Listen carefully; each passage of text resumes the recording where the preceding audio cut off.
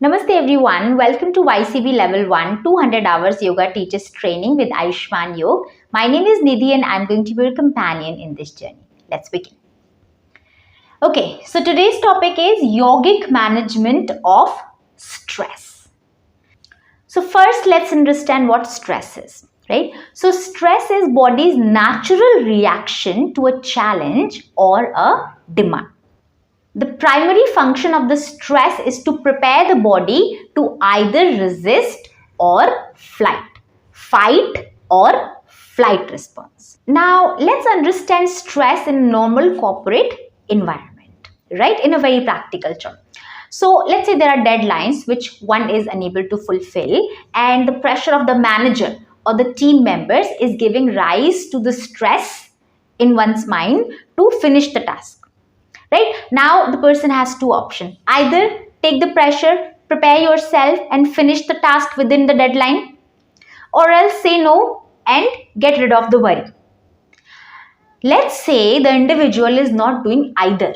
Neither trying to finish the task on time by working extra, nor trying to say no. Still in that situation and constantly worrying about that situation. Right? So what is happening in the mind and the body at that time? Whenever mind experiences a challenge or a threat, then there is a section in the mind called amygdala which processes emotional responses.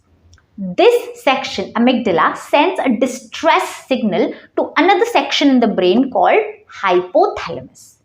Now, hypothalamus can be understood as a commanding center which communicates with the rest of the body through the nervous system.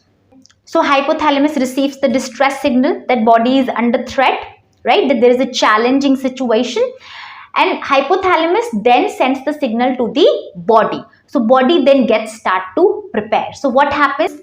Heart rate gets increased, right? Breathing becomes faster. Senses become heightened, right? The sudden rush of adrenaline we start to feel, right? Whenever we get anxious about something, isn't it?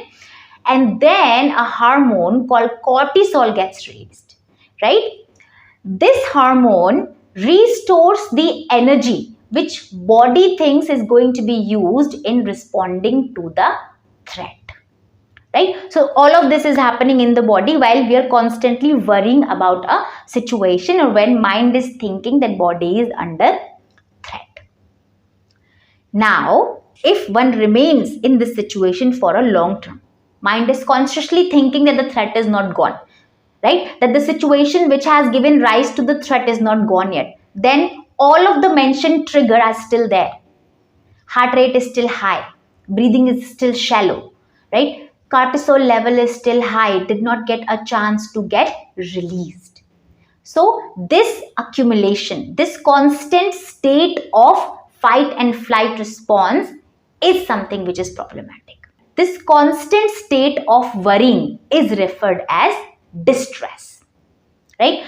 The effect of distress on the body can be increased risk of heart diseases, high blood pressure, diabetes, anxiety, insomnia, depression, etc., right?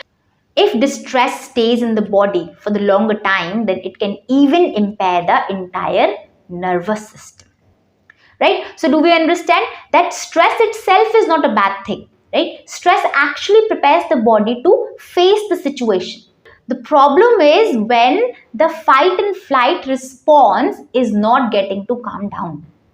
When the rest and digest response, feed and breed response is not getting triggered, body is not able to achieve the natural environment homeostasis, that is when the problem occurs.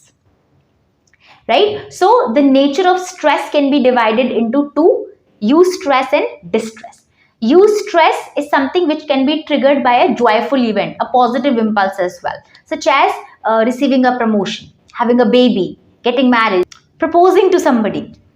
If the person says yes, then eustress. If the person says no, then it might turn to the distress. Hopefully it shouldn't.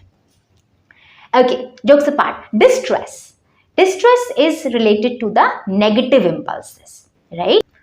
If distress is left unnoticed for a longer period, it can lead to severe physical and the mental problem, right? Some of the triggers for distress can be death of a loved one, financial problems, being neglected or being abused, etc.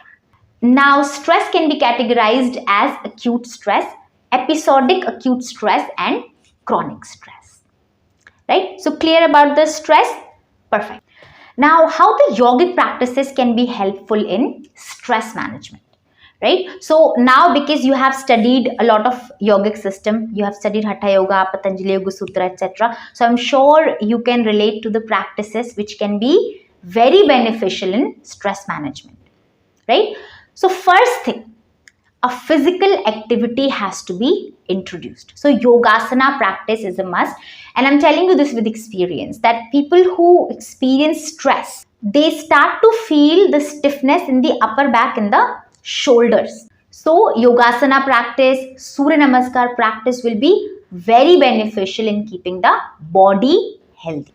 Once the body will start to loosen up, the stiffness will start to lose, it rises a certain feeling of happiness within oneself, right? Then the breathing practices, right? So yogic breathing and sectional breathing, right? All of these breath works and the pranayama practices, of course, but breath work especially, right? These come really handy on the instances when one is experiencing the stress or the anxiety. Right? You can really teach the yogic breath to the practitioner and the effect of the instant relaxation can be felt. Of course, all the other pranayama practices are also very beneficial, but in my experience, yogic breathing, the deep breathing practice which we do, works really well during the situation when someone is experiencing the stress or anxiety.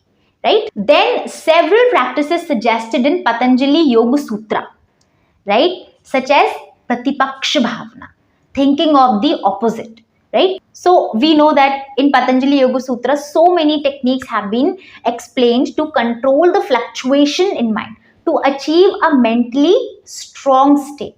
The definition of yoga which has given in Patanjali Yoga Sutra is Chitta Vritti Nirodha, control the fluctuation of the mind. So if one starts to practice the techniques suggested in Patanjali Yoga Sutra such as Pratipaksha Bhavana, Chitta Prasadana, Yamas and Niyamas, then one will definitely have a very strong mental state and the fluctuations of the mind will not even happen. So again, Heyam Dukham Anagatam. Prevent the miseries which are yet to come. Do not let the stress become distress.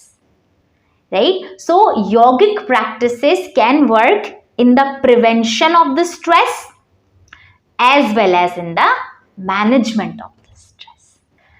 Apart from these, the practices like Karma Yoga, Ishwar Pranidhan, right? All of these practices are also very helpful in stress management, in keeping one strong, keeping one's mind strong. See, it all really comes down to understanding how powerful a thought can be, right? The kind of power a thought can hold onto our consciousness. And if we do not pay attention to the thought, it destroys all by itself, right? Once we understand this, we can really choose what to think, what not to think, what to pay attention to, and what should not be paid attention to, right? That whatever happens, the internal harmony should not be disturbed. The core concept of our culture, stay balanced irrespective of the situation, right? So go through the written material, make good notes, think about the concept by yourself as well, and think about what all practices would you suggest for the stress management as well as prevention, right? Stay consistent with your practice. I will see you in the next lecture.